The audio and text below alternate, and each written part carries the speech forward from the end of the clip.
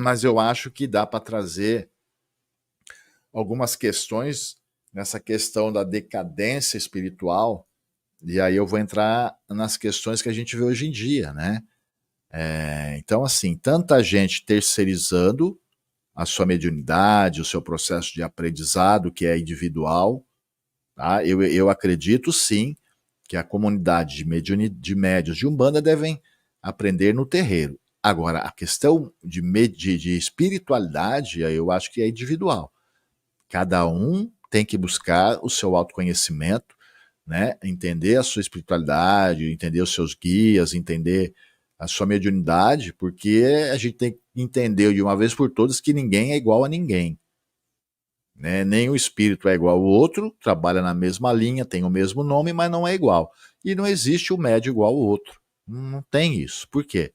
Cada um tem o seu grau de evolução dentro da caminhada. Né? Então a gente precisa entender.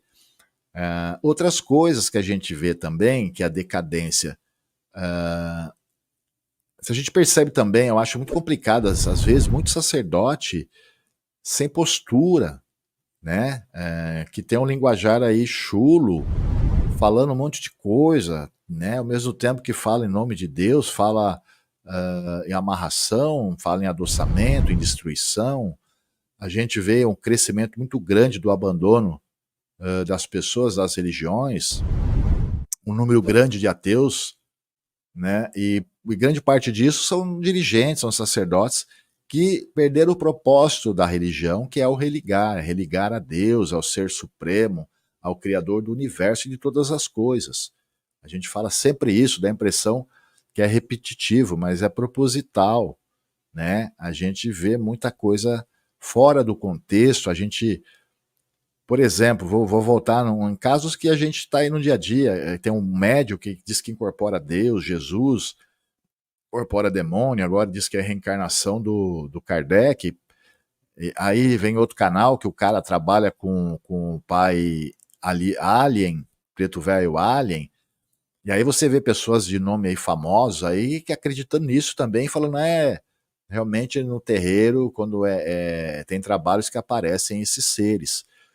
Gente, eu não sou contra, eu sei que existem seres de outros planetas, de outras consciências e de outras formas. Mas assim, eu digo, se eles sempre vieram na Umbanda, eles vieram de uma forma camuflada. O que depois de 115 anos, o preto velho aqui na minha casa, ele trabalha sempre como ele sempre trabalhou, o caboclo. O que eles vão fazer dentro dos nossos terreiros agora, depois de 115 anos, se apresentando como aliens? Será que não é uma decadência espiritual isso?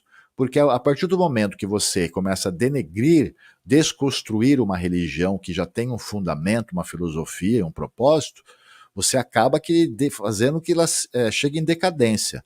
Quando você, no seu terreiro de Umbanda, você fala que faz amarração, é decadência também. Então, assim, as pessoas estão buscando estudo ou estão buscando fórmulas mágicas? É outra questão de decadência.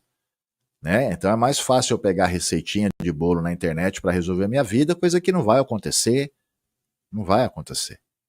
Não é através de receita terceirizando a sua moral. Se você não tem moral, não adianta você pedir para uma entidade fazer algo para você e você achar que você merece, se nem moral você tem.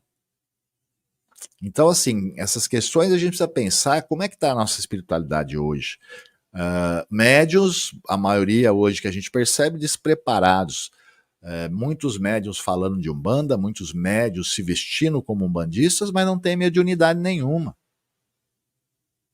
Vou repetir, hoje conversei com um sacerdote. Qual foi outro caso que ele falou, além desse, a pessoa foi fazer oferenda porque ninguém ensinou lá no terreiro, terreiro enorme. Pessoas de vertentes, né, mais moderna aí, desamparados de aprendizado, porque o terreiro é grande, não tem como. Você tem 100 filhos e só tem um pai de santo, alguém vai ficar para trás. Então, às vezes, hoje em dia, a gente precisa se preocupar mais com qualidade do que quantidade. Então, assim, né? Porque hoje em dia a questão de meu terreiro tem tantos filhos, quer dizer que é o bom. E às vezes não tem nada. Eu já vi no meu terreiro pessoas de todos esses sentidos. E quando às vezes a gente vê médiuns, ou até consulente, que vem de outro terreiro lá, perdido. Então, assim, gente, isso aí a gente precisa tomar cuidado, a gente não pode deixar que isso aconteça. Pelo menos se meia dúzia, né, ampliar esse papo dentro do terreiro, a gente começar a trazer essas questões, a gente consegue manter uma tradição. Então, por isso, às vezes a gente fala, mas a minha Umbanda é mais tradicional. Olha só, como eu já vi pessoas falando, Umbanda é Umbanda, não existe isso. Se a Umbanda seguisse 80% do que foi, vamos dizer assim, codificado, entre aspas, né, que foi ali organizado em 1908 pelo Zélio de Moraes, pelo Caboclo das Sete Encruzilhadas, se pelo menos 80% tivesse seguido, nós não precisaríamos estar agora dizendo a minha vertente é essa, é aquela ou é aquela.